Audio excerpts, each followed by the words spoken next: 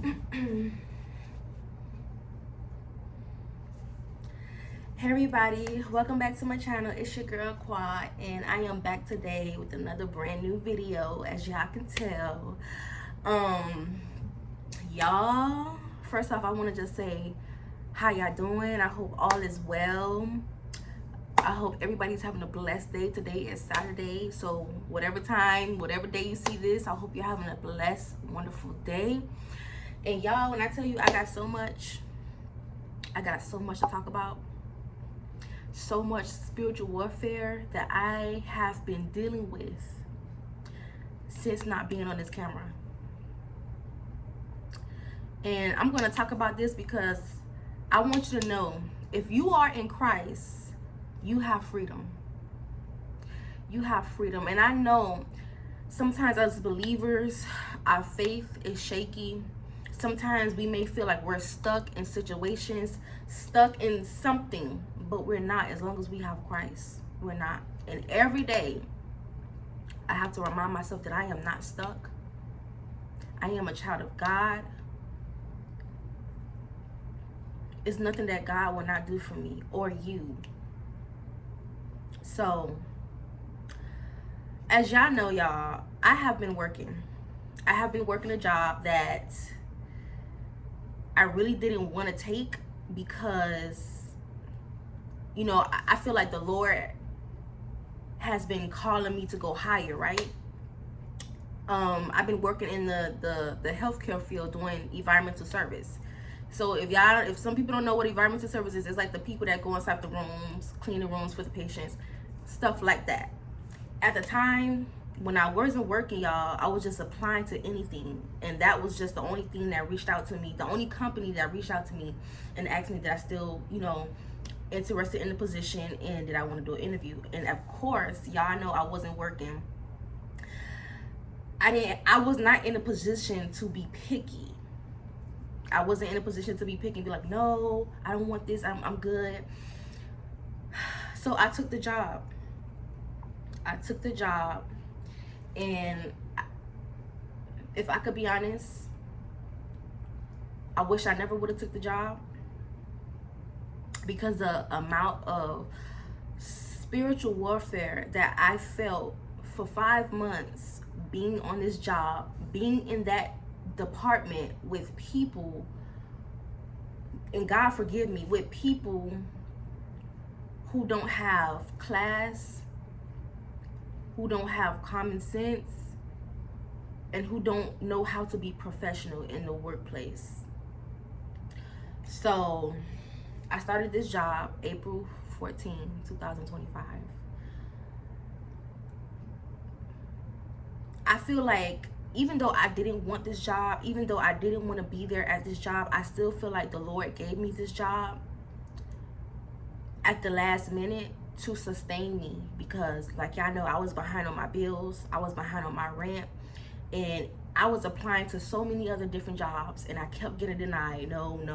You know, y'all know that email when they be like, oh, we decided to move forward with different candidates. But for some reason, that job, they reached out to me, so I took it. So like I said, I feel like that job was from the Lord. So it is September 6th, 2025. And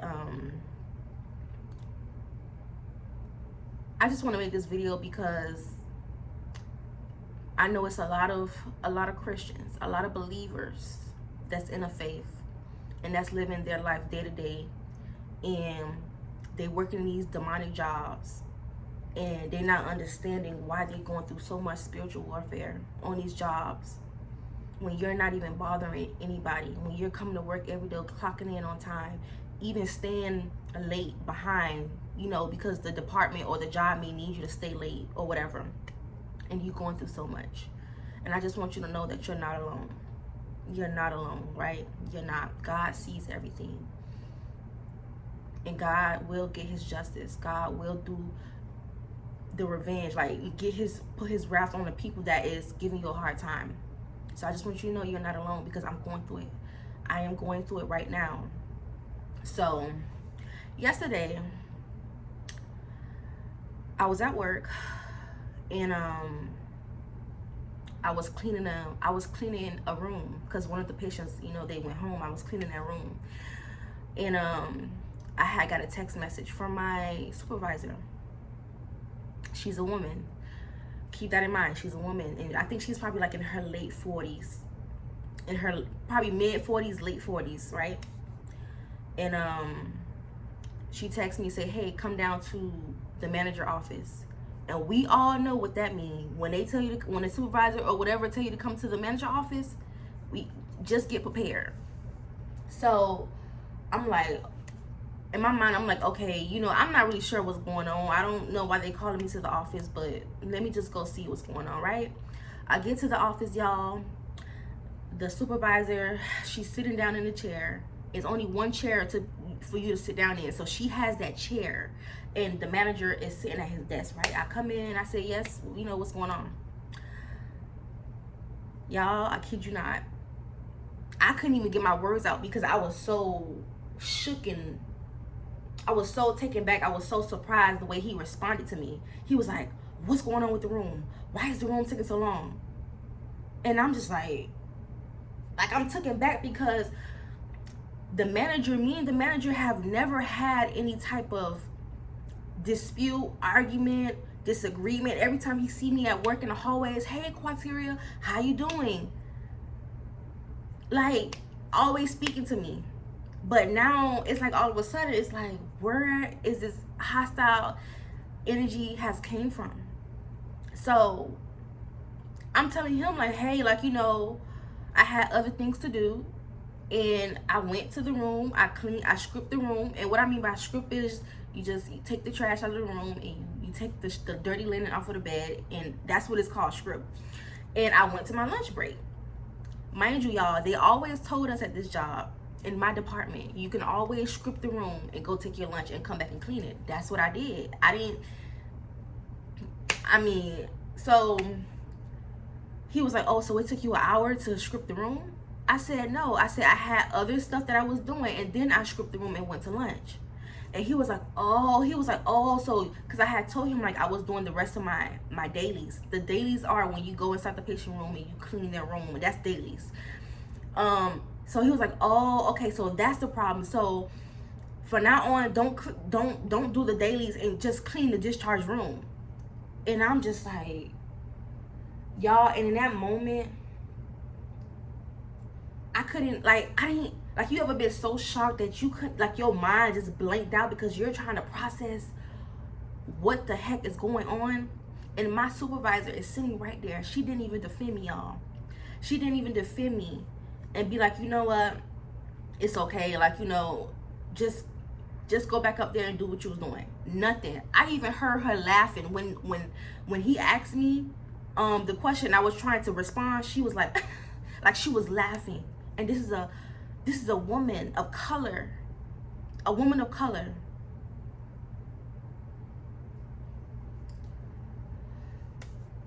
So in that moment, I said, no, let me speak up, because since I've been at this job, y'all, and I have not been posting videos because this job has been draining the life force out of me. That's why I have not been coming on here, because every time I get off of work, I'm tired. This job has stressed me out, y'all.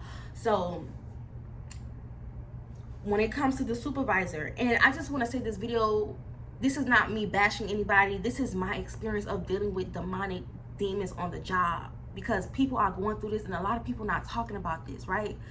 So the supervisor, so today is what I said, today is Saturday, right? I text her on Wednesday, no, I text her Thursday, the day that I was off. I text her a nice paragraph, and I was respectful, and I told her, like, you know, I'm not trying to make assumptions, I'm not trying to assume anything, but I want to know, why did you give me 3 rooms and you gave the other lady 1 room? And what I mean by 3 rooms is like cleaning the rooms. Like, you have to clean everything. You gotta like clean the restroom, clean the beds, clean the tables, and take out all the trash. She gave me 3 rooms to clean, and you only gave the lady 1 room.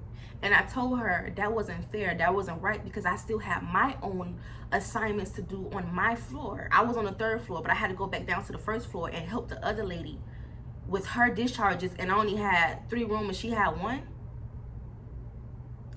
I told her that's favoritism. And I sent her the message, just, you know, expressing my concerns. Like, I just feel like that's not right, because it's supposed to be teamwork. At every job that you are at or working at, it should be some type of teamwork, some type of help or assistance, right? And I realized that it's not that. It's not there in my department. So she never responded back, y'all. She never responded back. She read the message, but she never said anything. And that's fine. She can choose to do what she want to do, right? So like I said, when I came back to work on Friday, I got called down to the office. And I think whatever demons that was inside of her, it got irritated because I spoke up for myself. And the reason why she probably got irritated is because I'm quiet. Whatever they tell me to do, I do it. I don't backtalk. I don't give them a hard time. I'm quiet. So she's probably like, oh, she's speaking up. She's saying something. Who she thinks she is? That's what it felt like.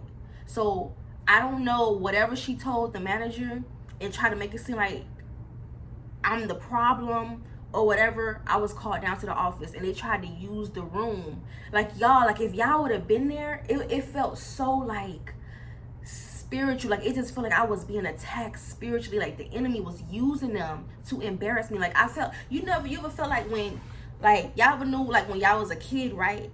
And your parents or like your grandma and grandpa, they try to like, how you say it, chastise you or tell you, no, you're wrong. You're wrong. It was like that. Like, I felt like they were trying to like chastise me on top of like embarrass me. And I feel like the supervisor, she was getting a kick out of it because it's like she couldn't really do nothing, because it's like, oh, how dare you? You want to speak to me? You want to read? You want to speak up to me? Okay, I'm gonna get the manager to deal with you. That's what it felt like. And me and the supervisor, we was about to go back and forth, and the manager was like, no, we're gonna get back to work. Let's go back to work. So it's like, when I wanted to speak up for myself and say what I wanted to say, he wanted to shut it down, and I had to go back to work. So I left out the office. Y'all, and I was so angry, y'all. I was so upset. I'm just in my mind talking to the Lord, and I get back on my floor.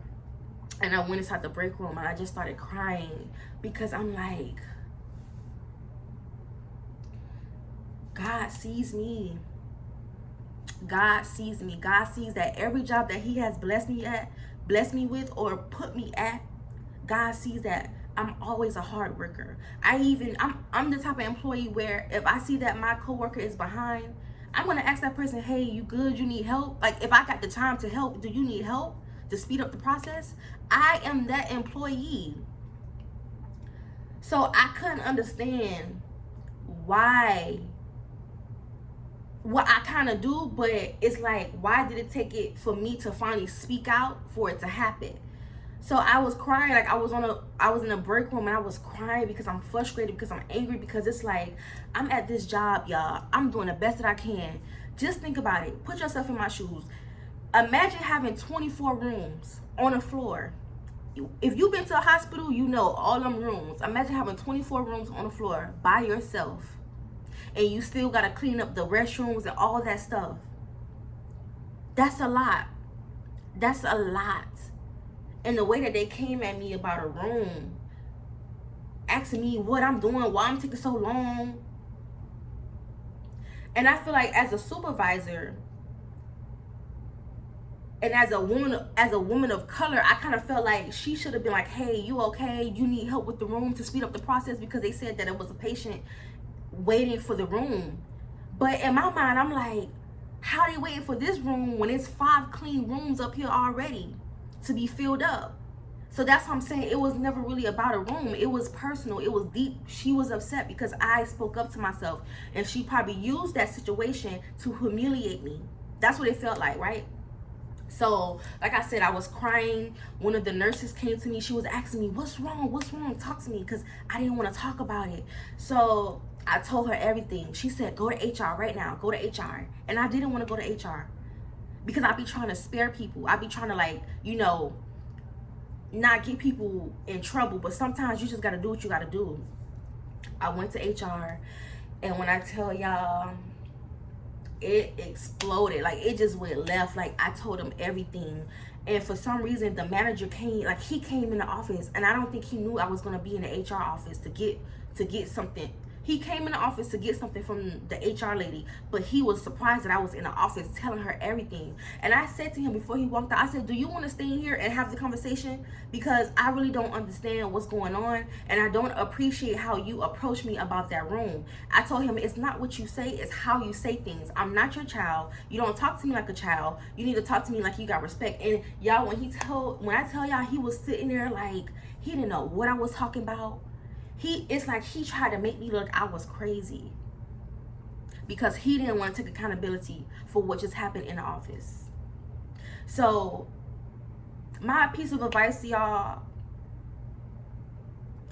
I don't care what job you work at, don't let these jobs talk to y'all any kind of way. You have to know your worth.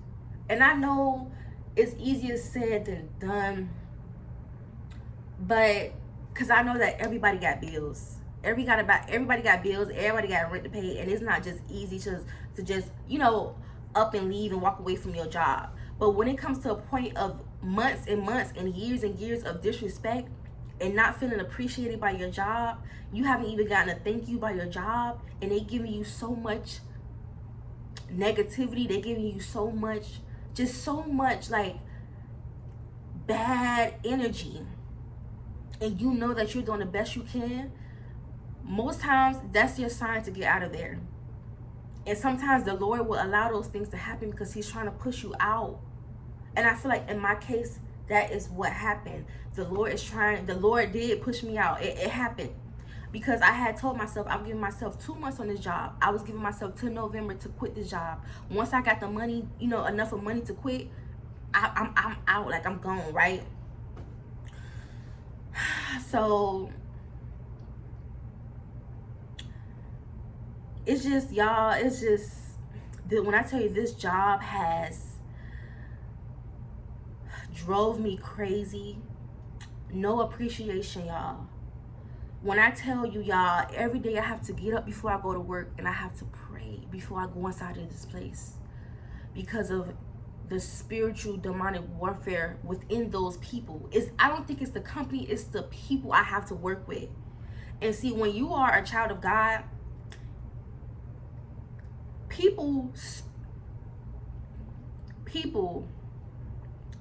certain people can see that you have a light inside of you, and when they have demons inside of them and they're not walking with Christ, they're not walking with God, they haven't really fully submitted their life to Christ, they see you as a threat and they see you as a target. And that's what it was. I was a threat to her. I was a target to her because, mind you, I'm only 27. I am a female of color. I'm young. I have potential. I have so much life ahead of me. And she's seen God inside of me. She's seen that light. And it triggered her. She may not have said like, things to me, but it was behind my back. Like, for instance, like one time when I first started the job, I wasn't on the job no more than a month, y'all. And this lady went to a different coworker that's in our department. And she was just talking about me, telling the lady, oh, why she be taking so long in the rooms? She take too long in the room, cleaning the rooms. Just talking about me. Like, why are you talking about my work performance with another lady? And don't you know that lady that she told went back and told somebody else? And one of the girls called me on my day off and said, look, this is what's going on. The supervisor behind my back. And I'm quiet. I don't bother nobody. Yes, she may not have did certain things in my face. She may not have came in my face and, whatever, but it was behind my back. And this one I knew it was spiritual. It was deep, because it's like, I have never disrespected nobody on that job. The girl that she went back and talked about me to was telling somebody else, if I have a problem, we can go in the parking lot and fight.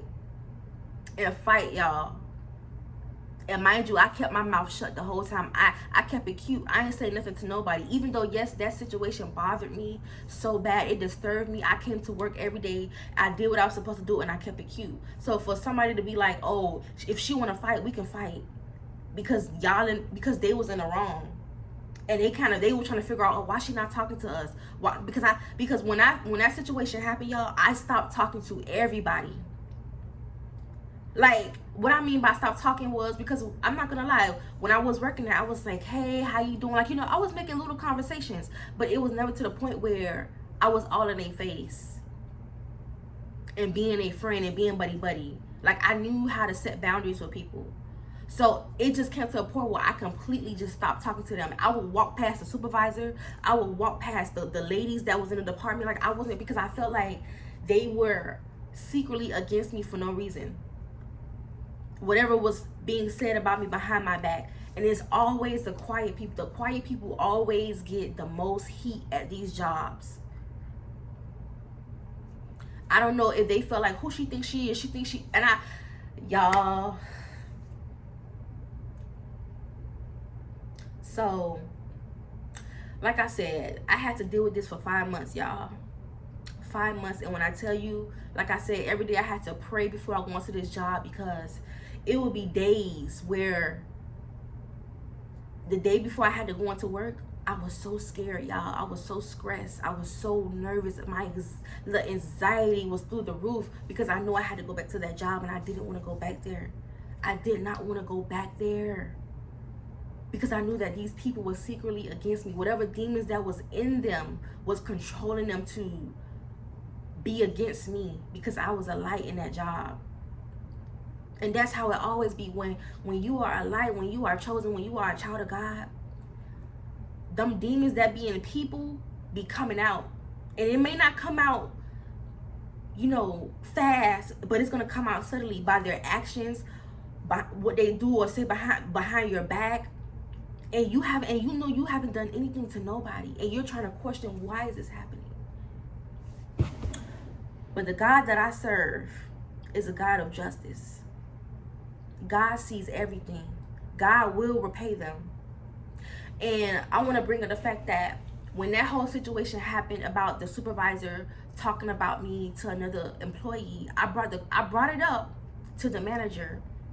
But I never said who said it, because sometimes people feel like you trying to make them jeopardize their job and lose their job, and I'm not somebody to make somebody lose their job, right? I said I told him, I said the gossiping has to stop. And he asked me, well, what is being said? What's going on? I told him that a person in our department is going back to, a different person and saying that I'm taking too long in the rooms. I take forever cleaning the rooms. And I feel like that's inappropriate, because if there's a problem with my work performance, pull me to the side. Let's go in a meeting and let's go in the office and have a meeting and talk about it. But why does it have to be discussed with other people? And it turned into like something else. Like, it was like some type of beef. Like, y'all talk about me, so I'm not gonna talk to y'all. And they knew during that time, they knew not to speak to me. They knew not to say nothing to me, because I wasn't talking to them. One thing y'all gonna know about me, I'm not fake.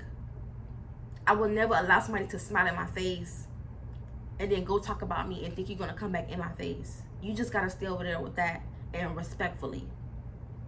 Even the manager, when I found out that she was talking about me, the supervisor, she's the supervisor. When I found out that she was talking about me like that, and I'm trying to figure out what have I ever done to this lady for her to talk about me like that.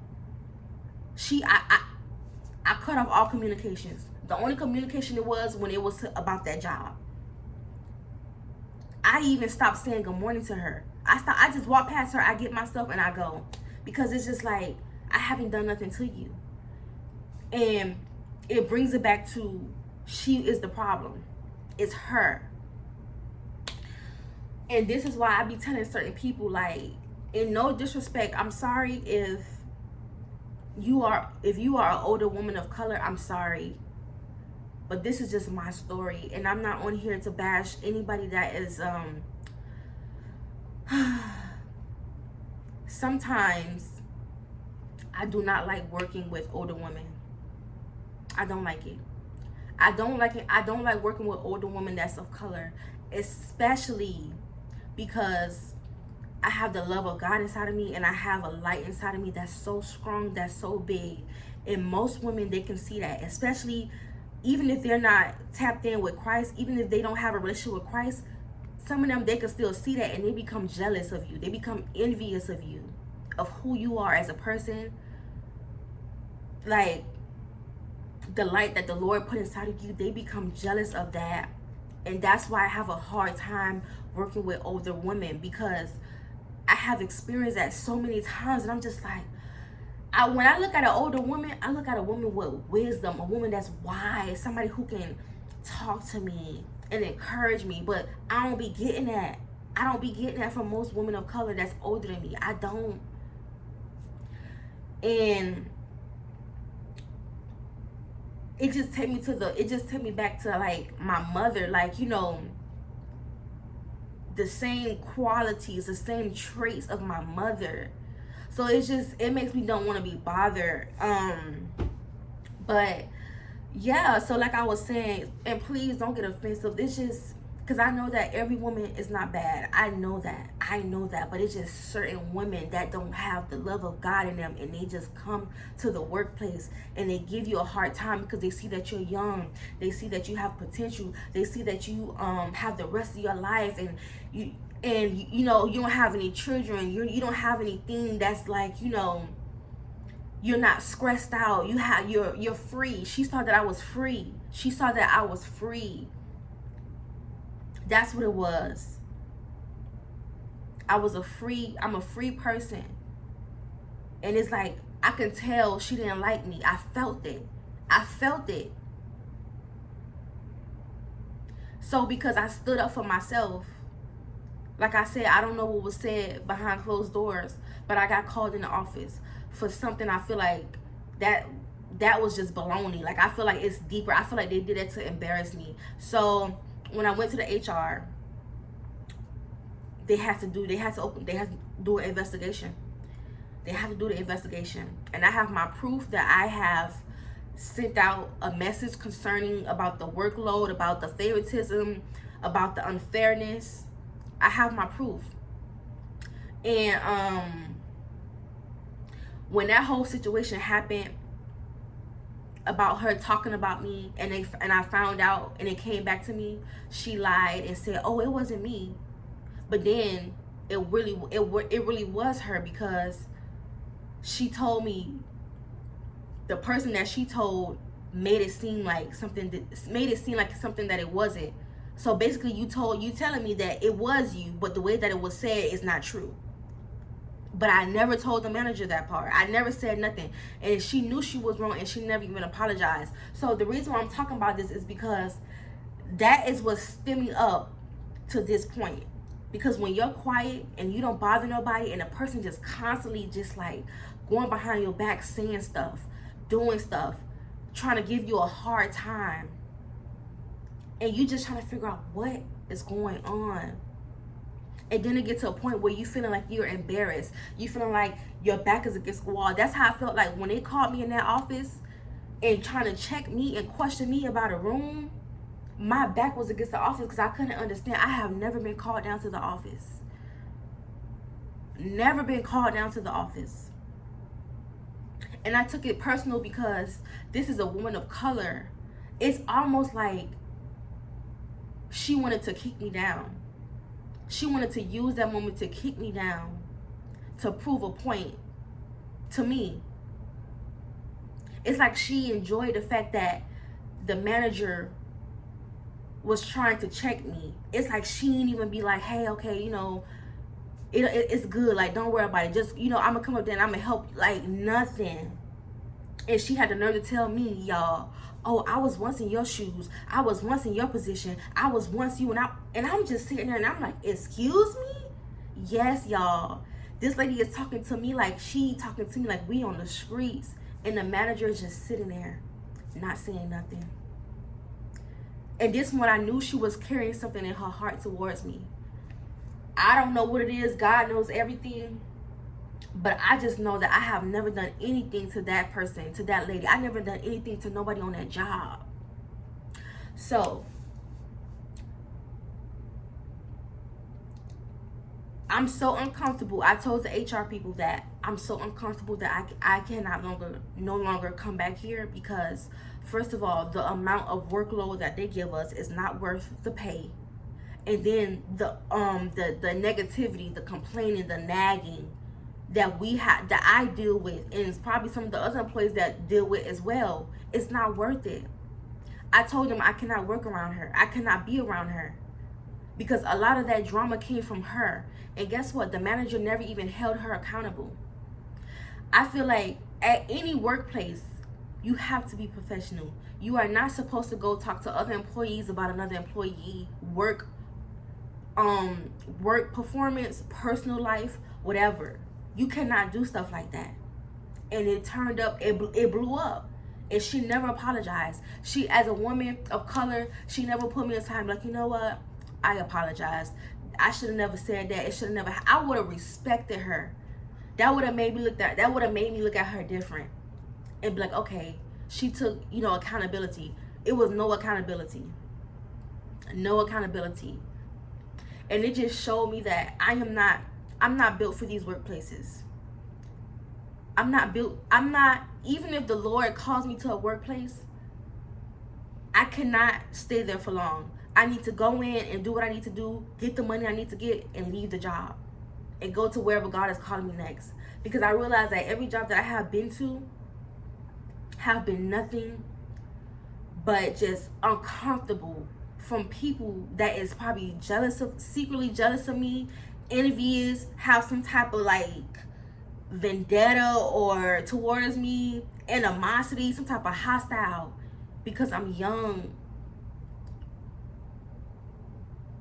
I'm young.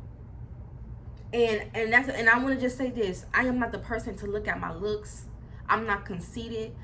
Even though God blessed me, even though God created me to be beautiful, pretty, I don't look at that. I always looked at myself in the inward. I never looked at myself on the outward, right? So I never even used my looks against nobody. Yes, I know that I'm a attractive young lady, but I never used that. I never used that to be petty with nobody. I never used my looks to get a man. I never used my looks to make women jealous, because I never cared about my looks. Like, I don't know, like, I feel like that's a blessing. I never cared. I'm thankful that God made me the way that he wanted to make me. But I always cared about my soul. I always cared about what's in my heart. That's just been me. Even without me having my hair done, I still can rock my natural hair, and I'm still me. Like, I still look like me. So it's just like, I don't understand why women give me a hard time on these jobs, because I stay in my corner and I work hard, and whatever they tell me to do, I do it. It was times where I had to stay late on this job. I would stay till like 5 or 6 and get home at 8, because we were so behind. And I never got a thank you, nothing. So they're doing an investigation on the supervisor and probably the manager, I don't know. And all I want is for God to just fight for me and go before me, because and this is the day that I'm supposed to work, y'all. I'm supposed to work this weekend, Saturday and Sunday. I did not go. I told him I did not go. I told him I do not feel comfortable coming back to this job, working around this lady, because all she do is bring negativity. That's all she do. Like, even when she's in my presence, I can feel like something in her is not right. I can feel the negativity coming off of her. Like, I don't know how to explain it, y'all. I don't know how to explain it. Like, when I look at her, I know something is not right. And that's not what I want to deal with. I don't want to be around that. I need to protect my peace at all costs. So I believe that I am unemployed again. I am unemployed again, y'all, because I don't want to go back there. Just by me thinking of me going back to that job, like, if they was to call me Monday and be like, hey, we want you to come back, I don't think I want to go back, y'all. I don't want to go back, because I feel like even if I do go back and nobody says nothing to me, it's still gonna be something like lingering. Like it's still gonna be like an elephant in the room. And I'm not saying this because I'm trying to run from problems, but when you have your mouth closed for 5 months, when you have been silent about everything for 5 months or maybe longer, it's gonna get to a point where you blow up. And that's what I did. I blew up because I felt like I let so much slide in this job with this lady, with this manager, and they come at me like that. That was nothing but attack from the enemy. That was nothing but attack from the enemy.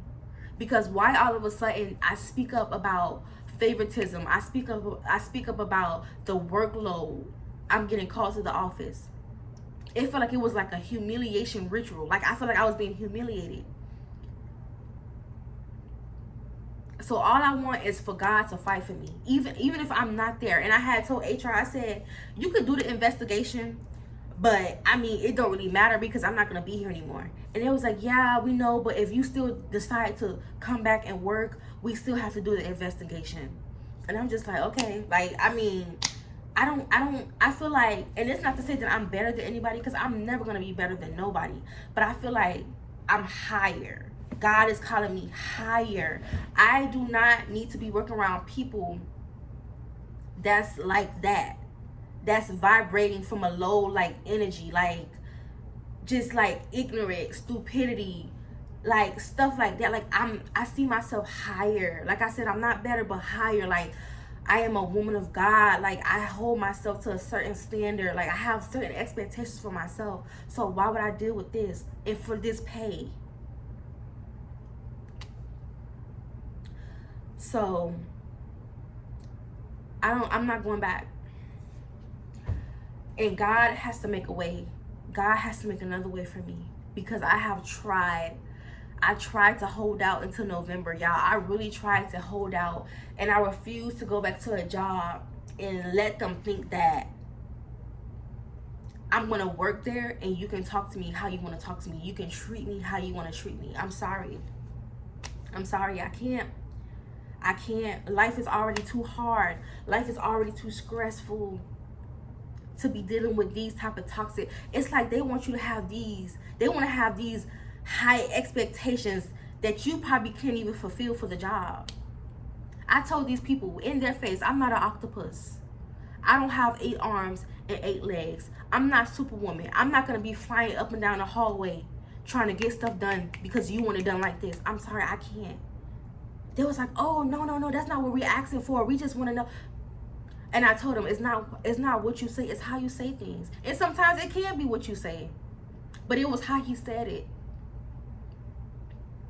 I never experienced anything like that. And for the supervisor, she sat there and she was like laughing. Like I heard her laughing when he was like trying to like check me or whatever the case, what it may be. It's like she enjoyed that. I'm not a slave to a white man. I'm not a slave to no job. And if you have a job and you are a believer, you are a follower of Christ, I just want you to know that your identity is not in that job, it is in Christ. If the Lord was to call you to leave that job, you have to do it. You have to be obedient, because your identity is in Christ, not that job. Because you can pass away, pass out, whatever, okay? That job will replace you. And life will keep going. Your identity is in Christ. So this is why I will not deal with certain things. I know the God that I serve. Even though, yes, I'm still a babe in Christ, but I seen what God can do. I seen it. I don't know how to explain to y'all, but I seen how God can do miracles. I was here. Y'all seen my whole journey. I was here for 4 months, no job. I was behind on my rent. I kept getting eviction letters on my door, but God was doing something that I can't even explain. That's why I say I know the God that I serve. And I refuse to go back to a job where I am uncomfortable. I don't want to be there.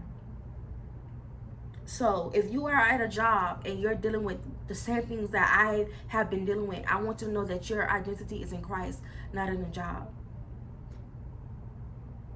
It's not. And you have to know your worth. You have to know your worth. I don't want to retire from a job. I don't want to retire from a job. I'm sorry. I want to be free. I always prayed to God and told God I want to be free. I want to be free. I don't want to be a slave to these jobs. When I look at myself in the mirror, I see that I'm a free. I look at myself as a free woman. And before, I never saw that. I could not see myself as a free woman. I saw myself as a person that just trying to hurry up and get to work and doing what the manager says. No, because I know that my freedom and my identity is in Christ. So the moment I'm at a job and I feel like something ain't working for me, I gotta go. Without money saving or with money saved, I gotta go. And that's where I'm at right now. I cannot go back there. And I did my part. I prayed every day when I went in there. I prayed at night before I went to bed and just asked God to be with me while I'm there, to protect me. And I feel like God did, but it got to a point where I feel like I had to be pushed out, because now I'm in a point in my life where God is trying to do something in my life. And I don't know what that is, but I need to really seek God to see what that is. And I'm very proud of myself for standing up for myself. Do not ever feel like you have to shrink yourself, hide yourself for any job. Speak up, because your words matter. Your words matter, whether they like it or not. And sometimes people feel like when you speak up, they don't want to be held accountable. They want to just treat you any kind of way and do you any kind of way. No, I'm sorry. I would not allow any job to put me through that, to treat me like that. I am a child of God. God has been with me from the moment I was born. I came into this world. At the time, I didn't know it, but now I know. God has sustained me.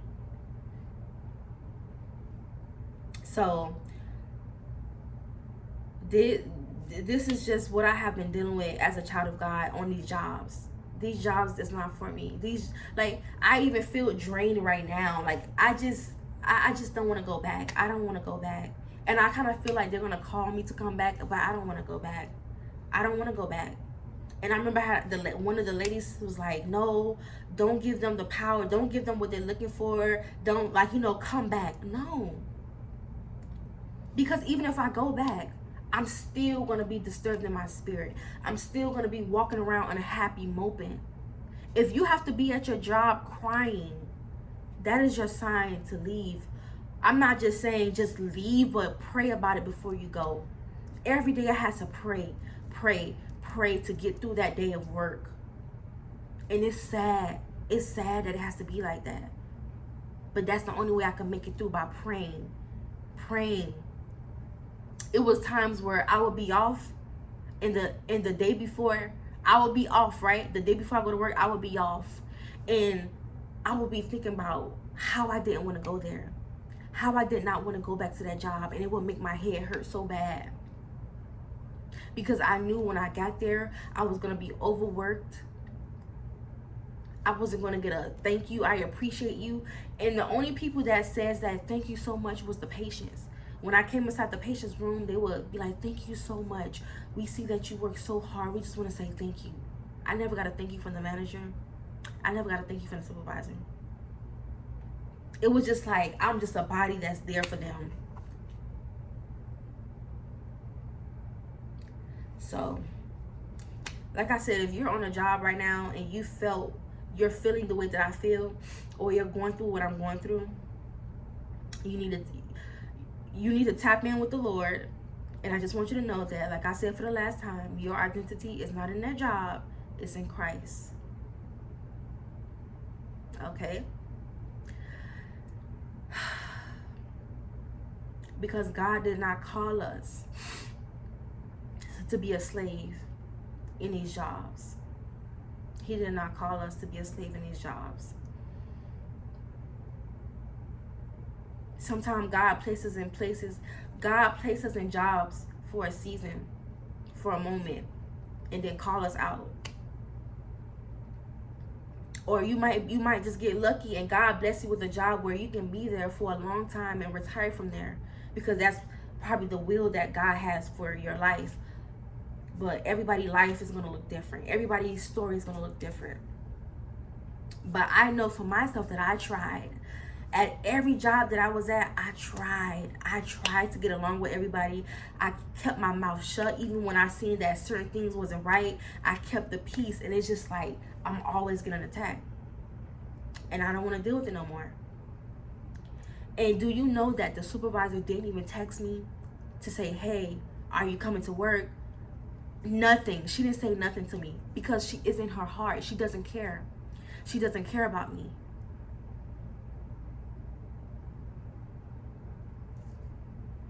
So why do I have to put myself in that environment around somebody who's already shown me they don't give a crap about me? And that's why I told the HR, I don't want to work around her. I don't want to be around her, because she already showed me who she was as a person. And I have never done anything to nobody on that job. Even the nurses like me. The nurses like me, y'all. But I can't understand how a woman of color that's over me can treat me so poorly. And I'm not going to deal with it no more. So, this is what I've been going through, y'all. This is my journey. Y'all are here with me on my journey. And I have another video that I'm going to make probably in a couple days, because it's so much going on. So much. But I love y'all. Thank you so much for tuning in on this video. I just want you to know that Jesus loves you so much. Jesus sees you. Jesus sees your heart. He sees your hard working. He sees your cries. He sees your sadness. He sees everything. He sees everything.